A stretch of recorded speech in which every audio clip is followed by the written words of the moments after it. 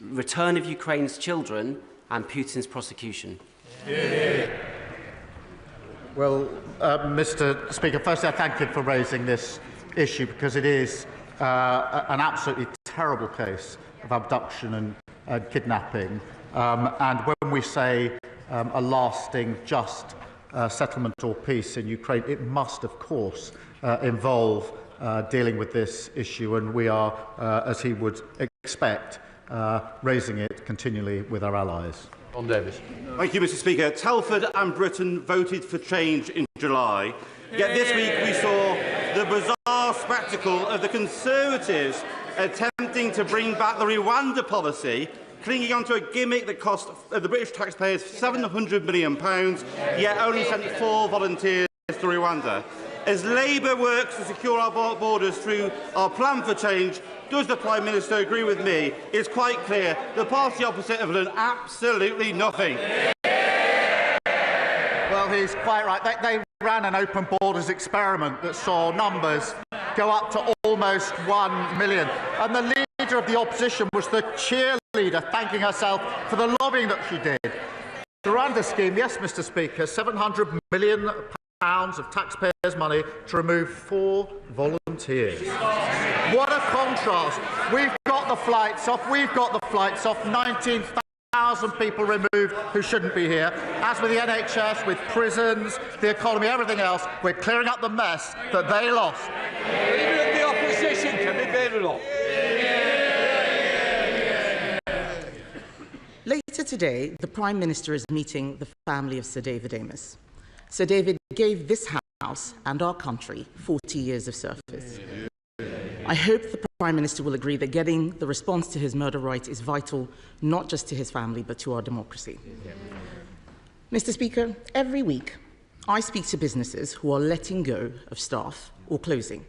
Has the Prime Minister been given an estimate of how many people will lose their jobs because of his budget? Prime Minister. Mr. Speaker, just on the question of Sir David, he was a deeply loved and respected colleague, and behind me is the plaque, as is the plaque to Joe Cox in front of me. And I know this was deeply felt by the House, but particularly, as I acknowledged at the time, by the party opposite, who lost a colleague and a friend in the most awful of circumstances. Mr. Speaker, I am meeting the Amess family later on today, and will make sure that they get answers to the questions that they ask.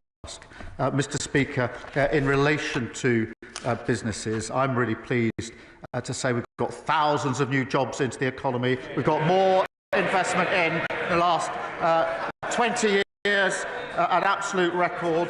Wages are up higher than prices. 3 interest rate cuts, the best boost for the cost of living for a very long time. Mr. Speaker, the Prime Minister needs to get out more. Inflation is up, and estimates of job losses are between 130,000 and 300,000. Okay. His tax rises are hurting every sector of the economy. Things are getting worse for nurseries. Nurseries are writing to stressed parents right now, telling them that fees will go up because of his jobs tax. Can he explain how more expensive childcare is good for the economy or for working families struggling to make ends meet? Well, Mr. Speaker, we're putting in childcare. Look at the breakfast clubs, 2 in her constituency. But she's rather forgetting the £22 billion black hole that they left, that we had to deal with. That's why we had to take the necessary but right measures we did in the budget. And what's her response? Not that she'd reverse them. Oh, no, she doesn't say that. She attacks what we've done, but she doesn't say she would reverse it, because she wants all the benefits of our budget in returns of investment, but she doesn't want to pay for it. That's how we got into the mess in the first place. Mr. Speaker, the Prime Minister is out of touch because he should know that nurseries are charging over £2,000 for full-time care. That's £24,000 a year after tax, and he's talking about 60p breakfast clubs. He has no idea what people out there are experiencing. And it is not just the families. Even councils must pay his jobs tax. To cope with it, the average council tax bill is increasing by over £100 in April, after he promised to freeze it. Hard-working families' money is going to the Chancellor instead of social care and fixing potholes. Why should these families pay more for less? Well, she really shouldn't denigrate what she calls, I think, 60p breakfast clubs. She should be welcoming them. And she asked about council tax, Mr. Speaker. The Tories put up council tax every year for 12 years. Their manifesto, Tory LGA manifesto, government should remove the caps on council tax. And then Hampshire Council, Tory, wanted a 15% increase. We said no. Slough Council, again, Mr. Speaker, Tory, wanted 3%. We said no. Windsor and Maidenhead, Tory, now Lib Dem, wanted 25%. We said no. We're the ones that are doing the right things to get this country on the right track. Mr. Speaker, the point is he promised to freeze and they are going up.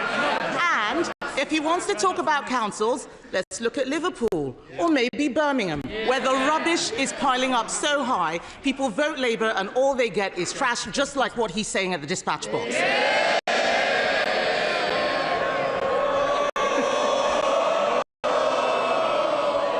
People all over the country are suffering, not just in Birmingham. Millions of elderly people have had their winter fuel payments snatched away. At the same time, care home fees are set to go up by a devastating £3,000 because of his jobs tax.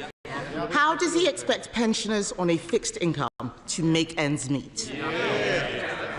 Mr. Speaker, this is why it's so important that wages are up higher than prices. That's why it's so important that the interest rates are coming down. This is the biggest boost for the cost of living for a very, very long time. What we're doing is picking up and fixing the mess that they left.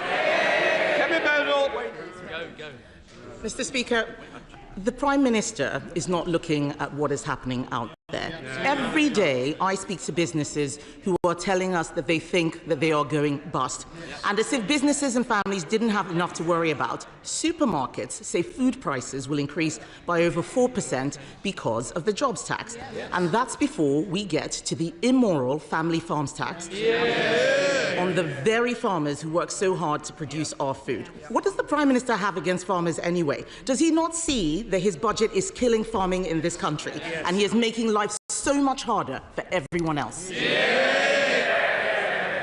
Mr. Speaker, the budget provided £5 billion for farming over the next 2 years. That is a record amount. We've set out the roadmap for farming, which has been welcomed by farmers. And many thousands of farms have benefited from the farming schemes. But she talks about prices.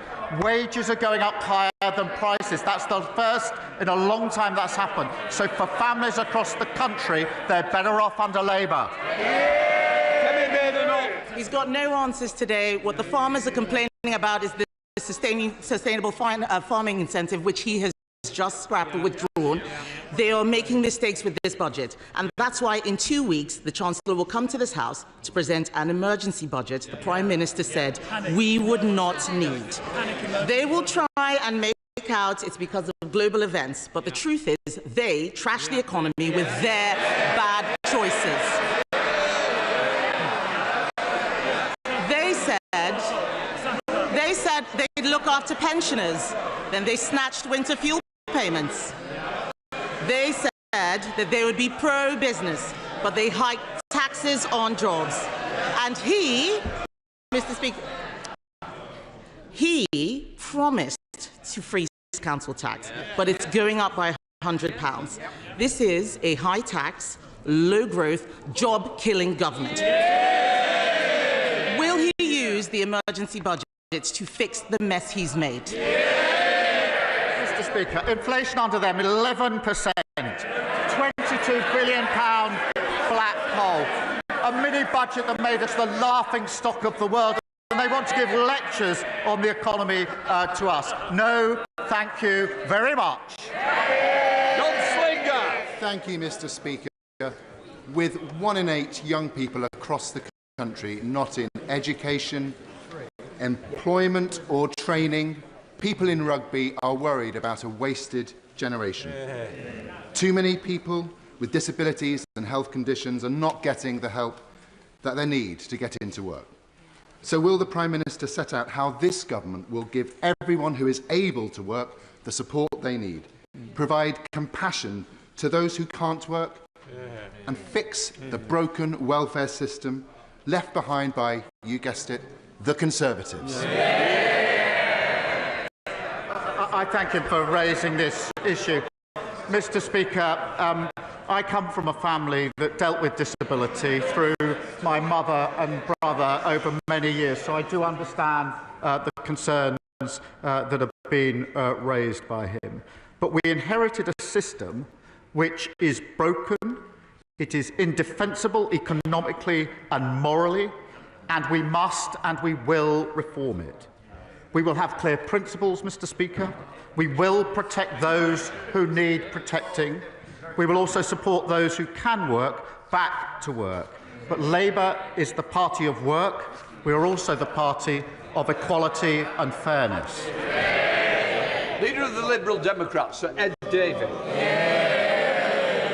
Thank you, Mr. Speaker. I'd like to begin by giving a shout-out for Young Carers Action Day today, but I promise the House I will not sing. Mr. Speaker, the Prime Minister has rightly spoken about the need to get more people into work, and he repeated that now, so people have more dignity, we can get the economy going, and we can cut the benefits bill after the disgraceful legacy left by the Conservatives.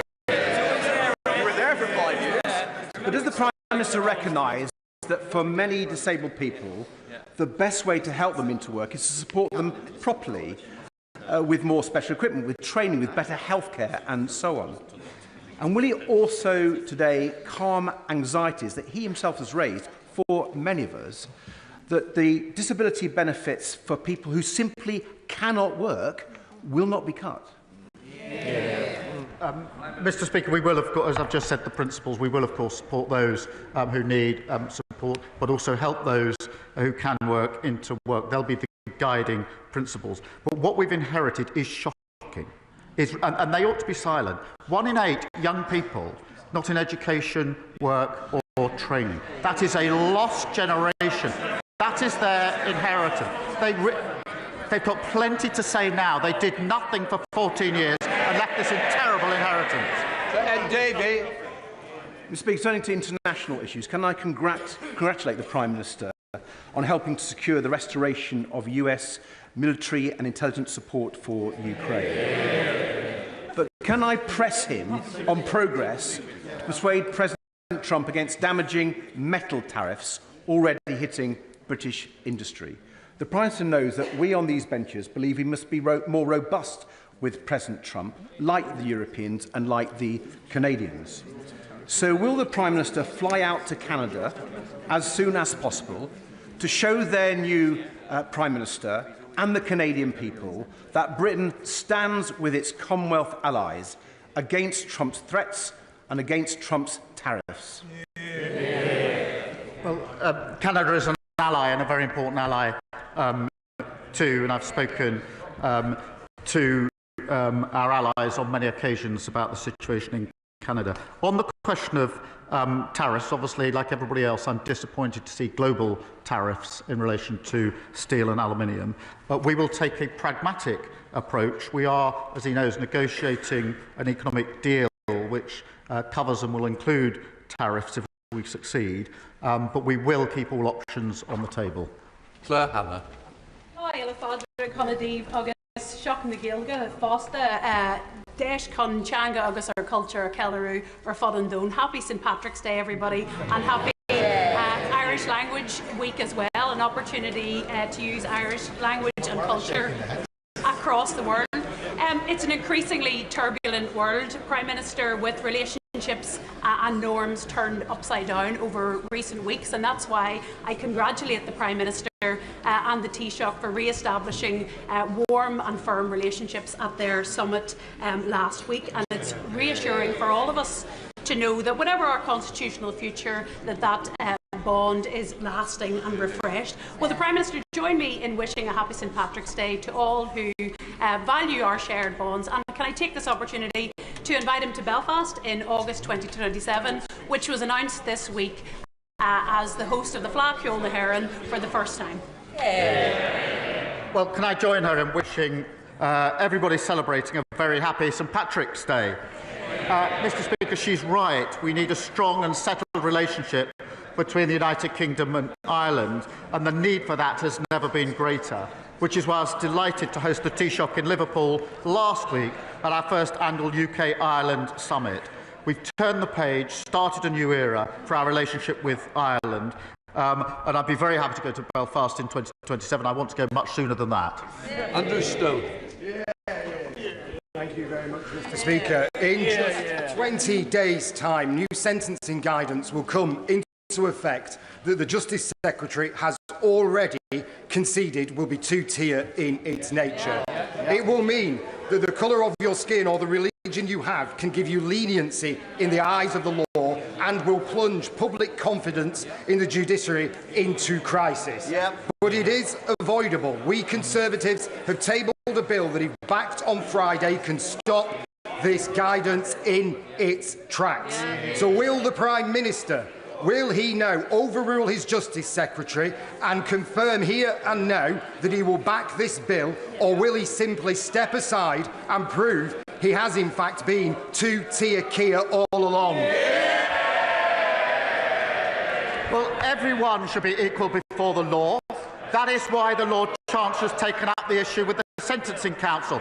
But he needs to do his homework, because the proposal that he complains about was drafted in 2024, and the last government was consulted.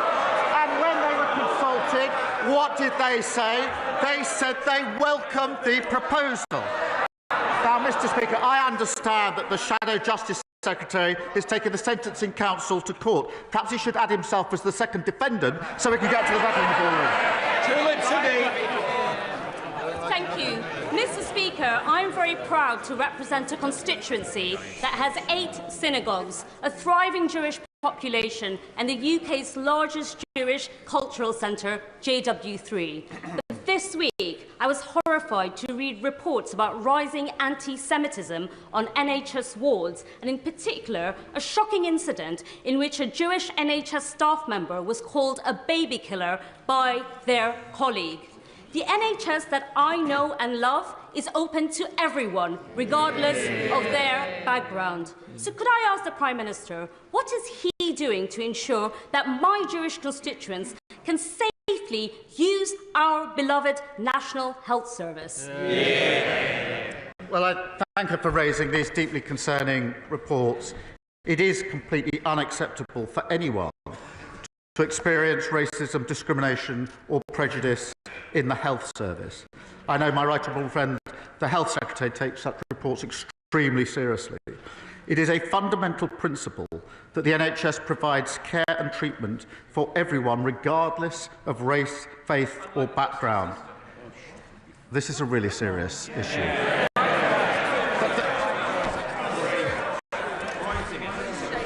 You've let yourself down, you know it.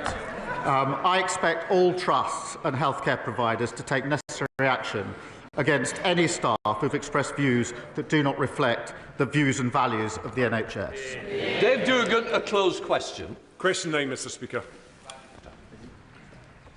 Mr Speaker, he asks about UK-US relations. As he knows, and the House knows, I'm committed to strengthening those relations. The US is an indispensable ally. We are working together to try to secure a just and lasting peace in Ukraine. And I've spoken to the President on a number of occasions, including this week. Dave Dugan. I agree with the Prime Minister in those sentiments. The ceasefire negotiations this week are a cause for great optimism, and I welcome the efforts that the Prime Minister's National Security Advisor, Jonathan Powell, had done in leading that priority. But last week at the dispatch box, the Prime Minister said in answer to my right honourable friend, the member for Aberdeen South, that he had no knowledge of the United States planning to withdraw military aid from Ukraine, yet they did that the following day. It's against that backdrop, because I know the Prime Minister wants a just and lasting peace in Ukraine that respects Ukraine's borders and territorial integrity, when he's impressing that priority upon the President of the United States, what reassurance can he give the House today that the President of the United States is actually listening? Let me give this reassurance. As soon as that step was taken, I and my team started work to try and ensure that we could get back to a situation of full support for Ukraine.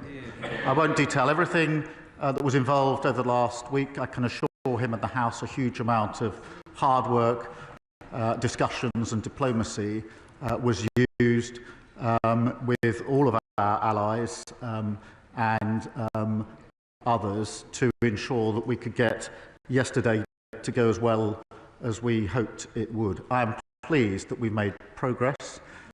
I think that's very important for Ukraine, and I'm extremely pleased that support has been put in, backed by the US for Ukraine. So that's what I did once I understood what had happened. I'm pleased with where we've got to, but as ever, we must go further. Richard Bergen. Thank you, Mr. Speaker. Disabled people in my constituency are frightened, and they're frightened because they're again hearing politicians use the language of tough choices. And they know from bitter experience that when politicians talk about tough choices, it means the easy option of making the poor and vulnerable pay. So instead of cutting benefits for disabled people, wouldn't the moral thing to do, the courageous thing to do, be to make a real tough choice and introduce a wealth tax on the very wealthiest people in our society? Well, Mr. Speaker, the party opposite left a broken welfare system which locks millions out of work. That is indefensible, in my view, economically and morally. Of course, we need to support people who need support. We need to help those who want to work to get back into work, and I think there's a moral imperative in that. He talks about a wealth tax. We have raised money, the energy profits levy, taxing non-doms and air passenger duty on private jets. But this isn't a bottomless pit, and we must kick-start growth to get the economic stability that we need. Sir Geoffrey Clifton-Brown. Most people would accept that we need more housing in this country, yet so often it's not accompanied by the necessary infrastructure. In my own constituency, thousands of houses are proposed, yet without the 250 million to upgrade Junction 12 of the M5, the inspector is likely to rule our plan unsound. So will the Prime Minister use his upcoming planning and infrastructure bill to see how developer and landowner contributions can more effectively build this vitally needed infrastructure which would benefit communities up and down the country? Well, he's right. We have to get the houses built that we need in his constituency and elsewhere, something that the party opposite failed to do.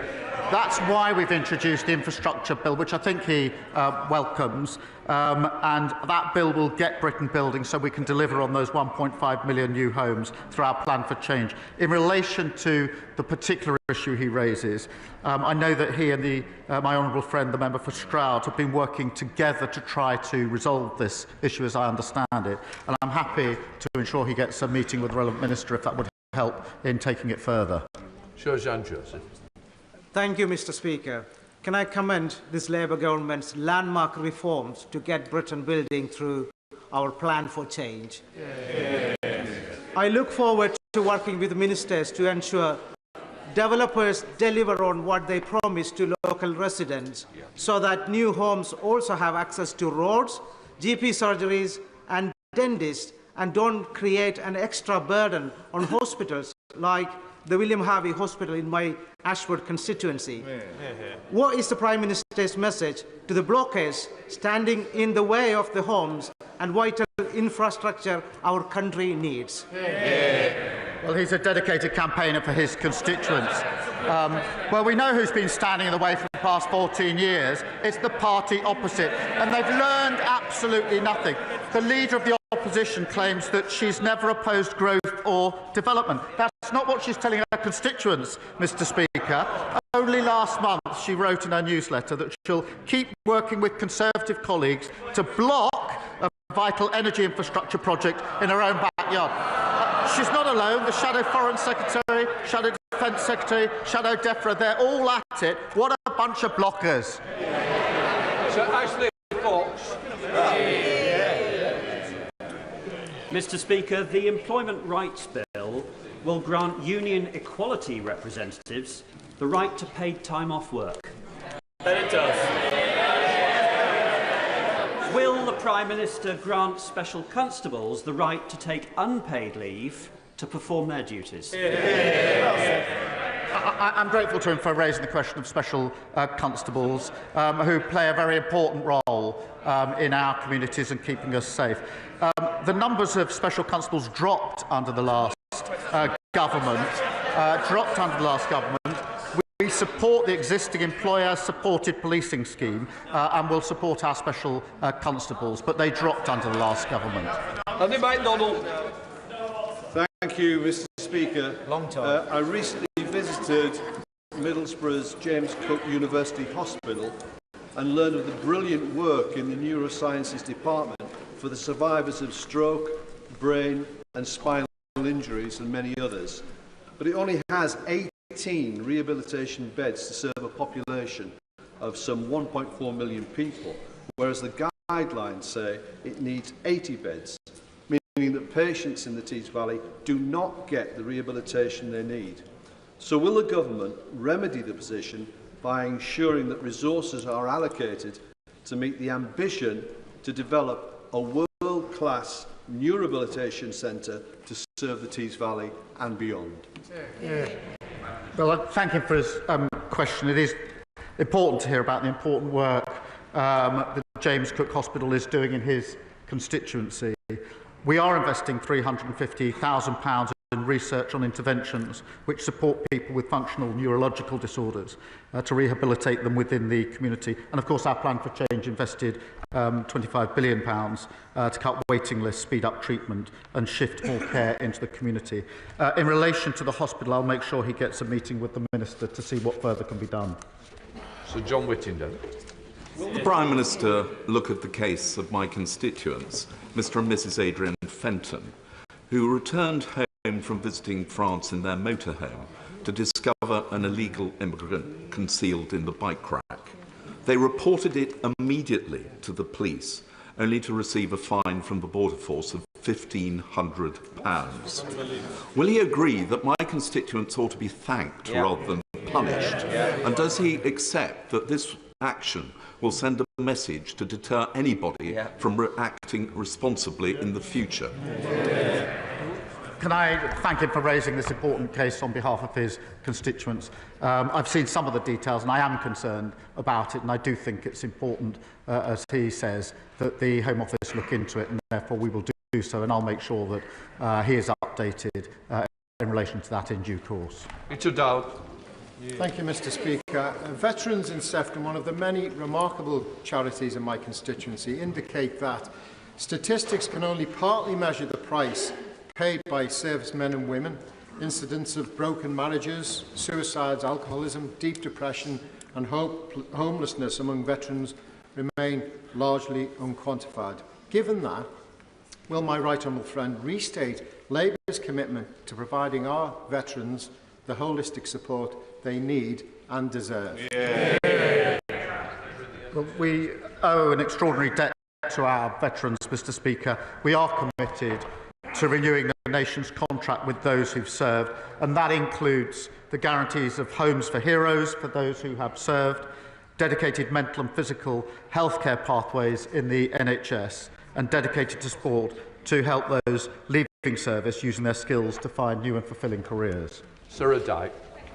Speaker. Yesterday, with no notice, DEFRA closed SFI applications, leaving thousands of farmers who want to deliver public goods waiting for a year without support. So can the Prime Minister assure British farmers that they won't be left stranded, unable to support environmental and food resilience goals due to lack of government support? Well, Mr. Speaker, as she knows, the SFI schemes have operated to provide quite considerable support so far. There have been a number of schemes. They've closed in the past, and then a new scheme has been put in place. They were closed in 2022 and 2023 by the party opposite without the 6 weeks' notice. But we do support farmers. We will be putting forward more details at the spending review. But the difference, Mr. Speaker, in this government is we're funding the farmers. They failed to spend the budget. Thank you, Mr. Speaker. In October 2023, in an interview with LBC, the Prime Minister said, and I quote, "I think Israel does have that right," when asked if cutting off power and water to Gaza was appropriate. For 11 days now, Israel has blocked the entry of vital goods and aid into Gaza, subjecting over 2 million people to collective punishment and starvation. Israel's decision to also cut off electricity to a water plant supplying drinking water to 500,000 people is yet another blatant violation of international law and further evidence of genocide against the Palestinian people. In light of these facts, does the Prime Minister still maintain that Israel is not committing genocide? Look, I'm really appalled by Israel blocking aid when it is needed at greater volume and speed than it's ever been needed. Blocking goods and supplies and power entering Gaza risks breaching international humanitarian law, and it shouldn't be happening. And we are doing everything we can to alleviate that situation. Sir Julian Lewis. Thank you, Mr. Speaker. In his extremely important upcoming discussions with other nations about Ukraine, will the Prime Minister focus on the fact that it was standard Russian procedure to take over other countries by having bogus elections and installing puppet governments? And will he therefore impress on other colleagues to be very wary of calls to hold elections in Ukraine during a wartime situation, which could result in the subversion and takeover by Russia of the entire country? Thank him for raising a really important point, and the track record is there for all to see. On top of that, of course, we in this country did not hold elections when we were at war. That is a perfectly reasonable and normal course of behaviour. And yes, of course, that has to be part of our discussions as we go forward, including the meeting that I'm convening on Saturday. Lord Hatton. Thank you, Mr. Speaker. South Dorset is ready to play its part, making Britain a clean energy superpower. But after 14 years of Conservative failure, there are many untapped opportunities on our doorstep. Green investment opportunities such as Port Wind, Moor Wind and a hydrogen storage hub are all coming down the track. So can the Prime Minister reassure my constituents that the government will work with the Crown Court on these projects, invest in key infrastructure and ensure that South Dorset's green energy potential is hardwired into our plan for change? Well, I thank him. He's absolutely right about making Britain a clean energy superpower.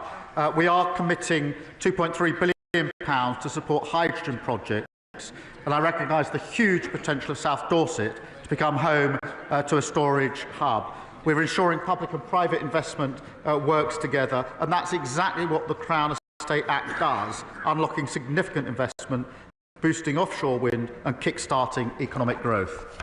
Andrew Rossendale. Thank you, Mr. Speaker. As the Leader of the Opposition has already mentioned, later today the Prime Minister will meet the family of our dear late colleague, Sir David Amess, who was so brutally murdered at his constituency surgery 3.5 years ago. I plead with the Prime Minister to reverse the decision to deny the family a public inquiry, despite similar inquiries being held into other tragic instances. So, will he please stop this shameful saga and heed the call of the Amess family for a judge-led public inquiry into David's death and the related failure of the Prevent programme from a heartbroken family? Can I acknowledge just how heartbroken they are? It's difficult to imagine what they've gone through, what they continue to go through. And that's why it's very important that I meet them this afternoon, which I will do, and discuss with them all the questions they want to raise with me. Sir David was a respected and loved a colleague across this House.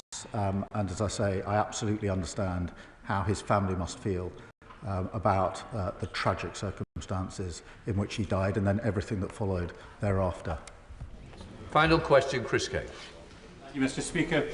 Tomorrow marks 29 years since 16 children and their teacher were murdered at Dunblane Primary School.